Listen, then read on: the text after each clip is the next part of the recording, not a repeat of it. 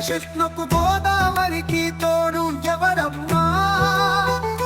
మమతలు మందాకిని మగువేనమ్మా. ఆ నదులు అన్ని కొండ కోనలు దాటాలి. ఆడది కూడా కన్నీళ్ళు ఎన్నో దాచాలి. కుడి ఎడమాలలో ఒడ్డుల ఒడిలో నదులుకి నడకను సాగాలి. తనువుని మనసుని త్యాగం చేస్తూ పడకల పయనం చేయాలి.